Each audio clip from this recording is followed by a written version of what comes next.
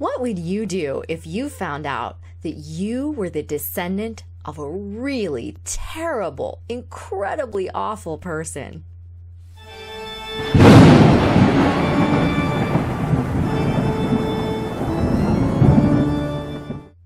Well, hello there, Parapeeps, and welcome to this edition of Our Haunted Travels. I'm your host, Mary Ann Donnelly. I'm solo today, and I'm going to tell you a little bit about Jeff Mudgett's speech that he had there out in Toledo, where we were at the Midwest Parafest conference this past week. So we do have some video clippets for you of his speech, but I just wanted to tell you a little bit about it first. As I had mentioned a little bit ago, I said, hey, what would you do if you found out that your family member, you were a descendant of somebody who was just really awful? Well, Jeff Mudgett did.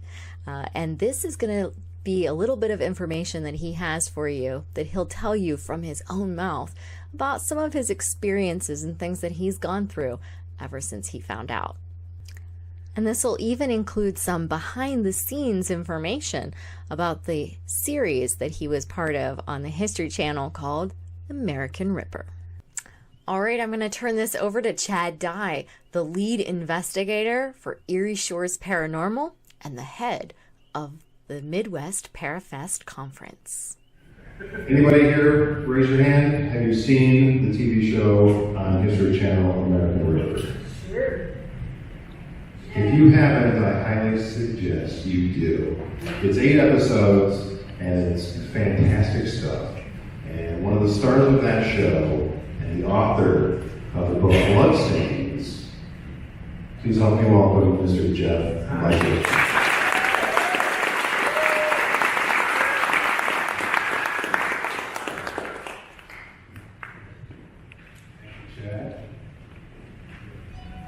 You know, before I start, I hear voices, and my great-great-grandfather just told me he has nothing to do with the flood.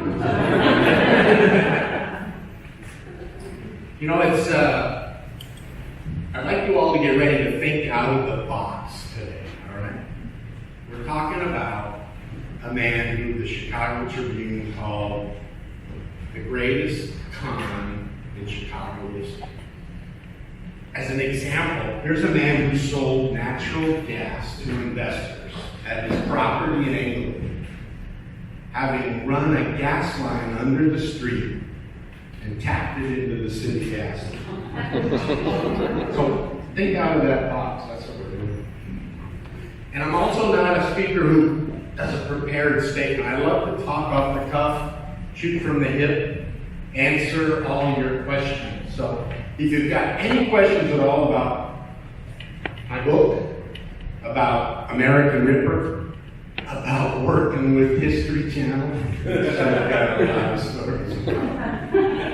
about Hollywood movies coming up, about Jack the Ripper, new material coming out about him, which I think is going to prove my theory once and for all, about our exhumation of Holmes and how history may be forced to redo the final episode of American Ripper, of dealing with the FBI, of Scotland Yard, University of Penn. Any questions you had about those things over time, I would love to hear them here today. Interrupt me. I wrote the book 8 or 9 years ago. It's self-published, and we've sold over 15,000 copies, which puts it in the self-published Hall of Fame. We were recently rejected by Random House. We asked them to publish it. They took a look at it. They said no. They said that it conflicted with their bestseller, almost of all time, Devil in the White City. My book was too harsh on Devil in the White City and the main subject, and I said, this was the most evil man in American history. How can I have been too harsh? That's what that said. But we're looking at other matters, and finally, the people in Hollywood are going to buy my movie rights to the book, and they're going to make a major motion picture. And they finally understood the story I was trying to tell. They're not going to do a period piece about 1890 Chicago, all right, in black and white and men in bowler hats and mustaches. They're going to do a modern horror story about a man who wakes up one day to have his grandfather tell him a terrible family secret about his origins and where he came from the most evil man in American history, and how that evil spirit chases him in order to have him step into those same footsteps. And that's what Hollywood's going to do, and I'm just really excited about it. So I hope you all get a chance to watch that one day.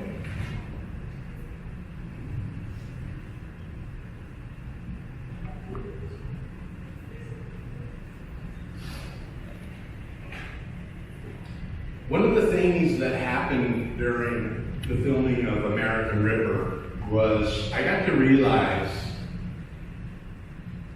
how television shows are made and how little someone like me or my co-host Amaryllis Fox have to do with the actual content, despite the fact that I wrote the book that they were making the show about.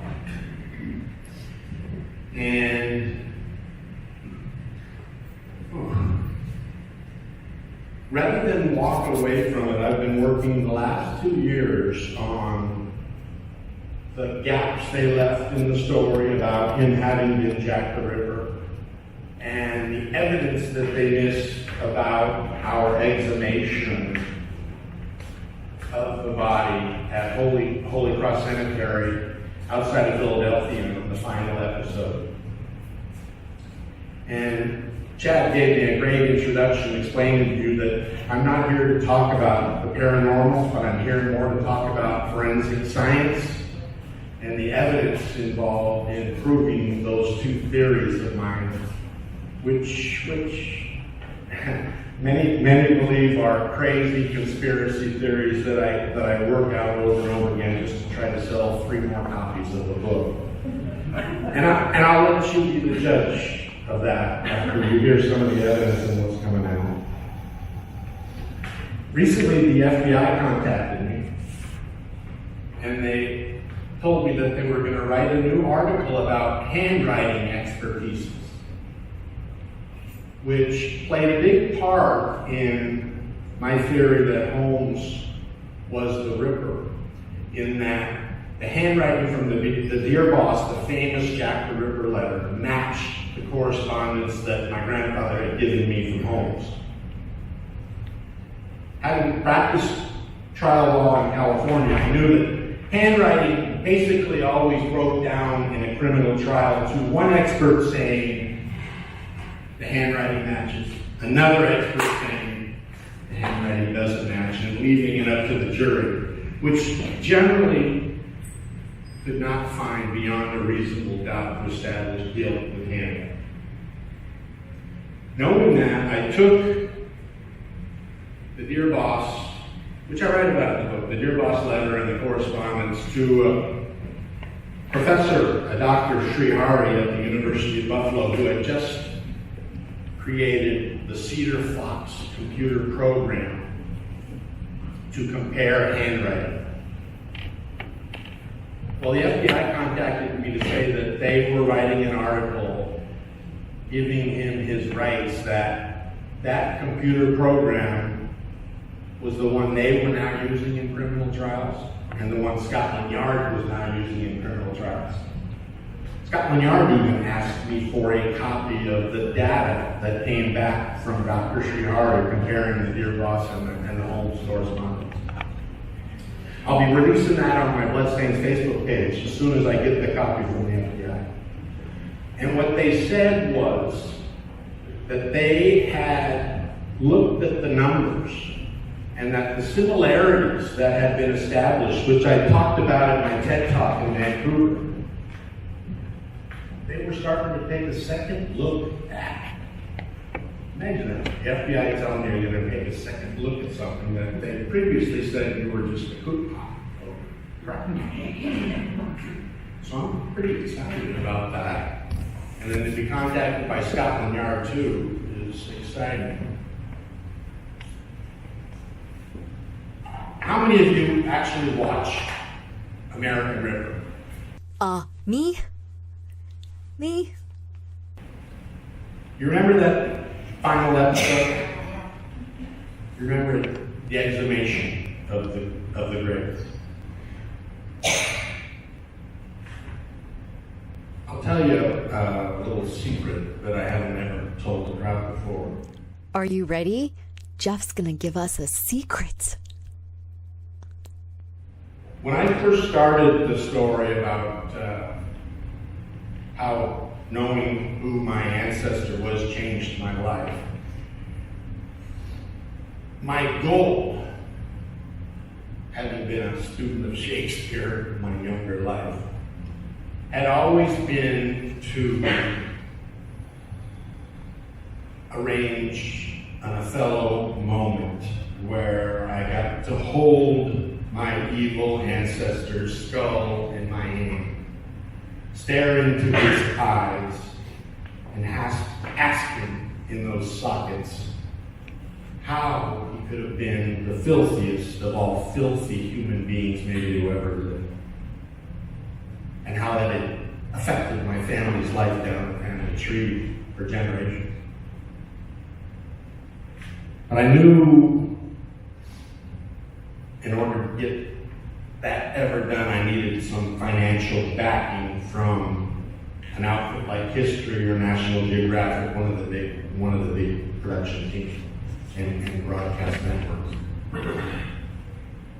And don't get me wrong, I always believed Holmes was the Ripper, and to be honest, that was never my theory to begin with. There were gentlemen, 2 or 3 in Philadelphia, who had that theory for decades, and they'd come to me with their evidence, and I'd taken that evidence to the doctor the FBI is now considering.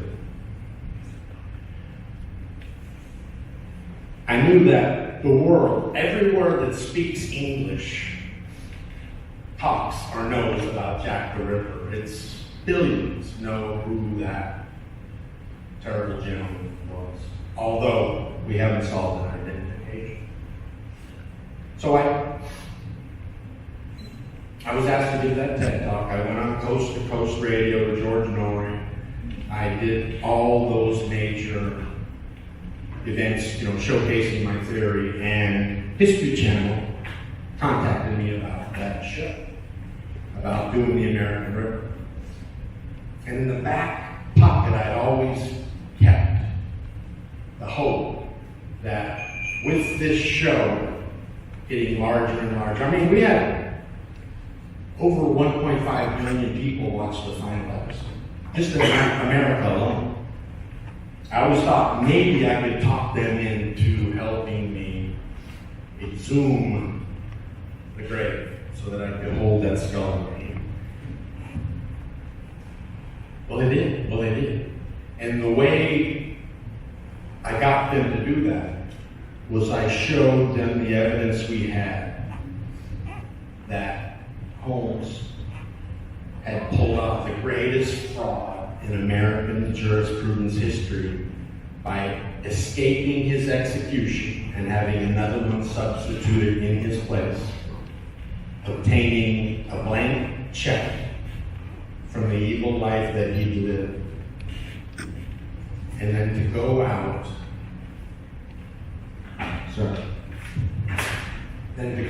and visit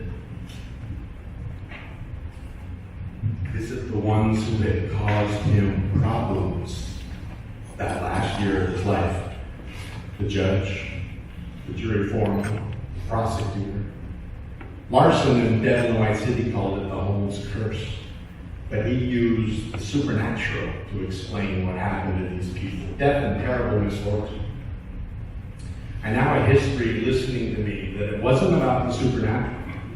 It was about this man, this greatest con that ever lived, concocting this scheme, using the MO that he was famous for He made a living doing life insurance fraud. He'd substitute a cadaver, burn the body terribly, bury it, arrange the life insurance company to come exhume the body, and then using teeth, he'd ID the body as the correct one and collect the money. That's how he made a living. Selling skeletons too. Yeah, quite the character. So they were very excited about this, and we spent a lot of money getting law firms receiving the permission from the court in Philadelphia to allow us to exhume the grave. My family had to sign off on it. Every member of my family had to say yes. You can imagine sitting in a room about this big and me explaining to them why this was important, not only to me, but to us. And the way I did it was I explained to them that, for generations the Mudgetts had run away from this horrible stigma, this terrible story, and that despite having these chromosomes, these genes, two of my father and my great-grandfather were war heroes. One was a mayor in Florida. I don't think anyone were ever convicted of even jaywalking. Which is a great, I told him, which is a great proof to show society and about human character. It's not about where we come from. It's not the blood we're born with or the genes we have. It's about the choices we make over and over again. Okay? I wholeheartedly agree with Jeff on this. I take my students out in the hall a lot and talk to them about different things when they're not really making the right choices. And I try to get them to see that their life is not defined by what family they're in or what their home life is like. It's really, no matter whether they have a great home life or a poor home life, it's all about the choices that you make. That's what makes your character. That's what makes you you. And that's what's going to lead you to your future. What kind of future do you want? Because, quite frankly, the Mudgetts knew we were different. We were different. There's no doubt about that. But we had never come up to that line this man crossed over and over again. So my family signed off on it. The lawyers got the judge to agree. The University of Pennsylvania, some of the finest anthropologists and archaeologists in the world, agreed to help us. I still have two great friends there, Dr. Munge and Dr. Cox, who were the actual diggers of the grave. Yeah. Along with Amarillo. I'll tell you a funny, I'll get back to it, but funny side story. As we're digging, and we've got a team around the grave, and there's archaeologists down in the hole, and the coffin, the plot is strange to start with. There's no head marker. It's two plots. Holmes bought two plots. He allowed no autopsy, no photographs while he was in prison. He had a physical examination done on him before the execution, but by a Chicago dentist who he happened to know from past exploits, who came and did the examination. And funny, he walked into the jail cell. This is one of my favorites. He walked into the jail cell, and the dentist, despite knowing Holmes for a long time, says, I don't recognize him. That's not the man I saw from the pictures in his book and the articles. And then about 2 pages later, he says, and I'm discussing his mental conditions, and he doesn't exhibit any of the knowledge of a doctor who graduated from the University of Michigan in Ann Arbor. Holmes has a degree in medicine. The people that think one step and don't think like Holmes automatically say, see, that doctor is not recognizing who's giving the examination for. I always move those next 2 steps now, having been burned by the Holmes legend over and over again. That was them preparing the press for when Holmes walked up to the scaffolding and wasn't recognizable. All right? they substituted the man in his place. So we had permission to dig. The UPenn is assisting us. History is funding the whole project. The first plot, we dig, an empty coffin emerges at the 8-foot level. Why? You should have been there that day at the shoot. There was 20 different theories rolling around. The director, the producer, history, A&E were there, the cops, the Catholic Church, they all had theories. I was just spinning. We were ready to give up. This was all a fake and walk away from it. Amaryllis, my co-host, one of the most brilliant human beings I've ever met. I used to call her Scully on set, and history would threaten to sue me. We didn't have permission to use that word from X-Files. But she was a trained CIA investigator.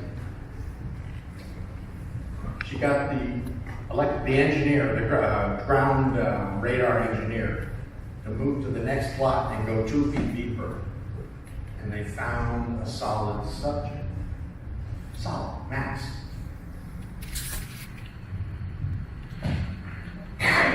We had to dig. They dug 2 feet further and they came up with concrete. The concrete, the legends that I'll talk about. That changed everyone's mind. And then on top of the concrete, we found a pewter cross, about this big by this big. And on the cross, and I'll ask you to think about this. This has always intrigued me. On the cross, it said, HH Holmes died May 7th, 1896. His criminal alias. He just converted to Catholicism. He was going to God. He was for the rest of eternity. What do you think the chances are that man would have put that criminal alias instead of his God-given name on that cross? That always bothered me. We kept in the concrete, digging. Concrete. They started cracking it wide open. It was way too heavy for us to pull out of the grave with the equipment we had.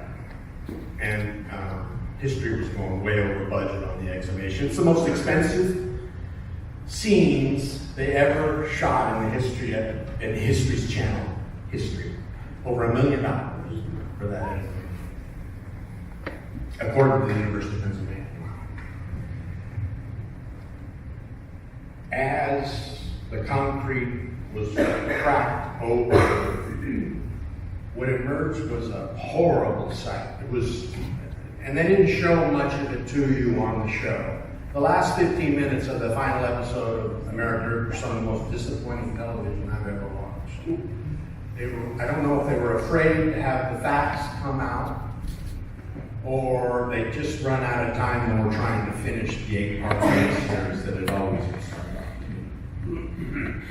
We found the skull with his mustache intact, a bowler hat, his jacket, no pants.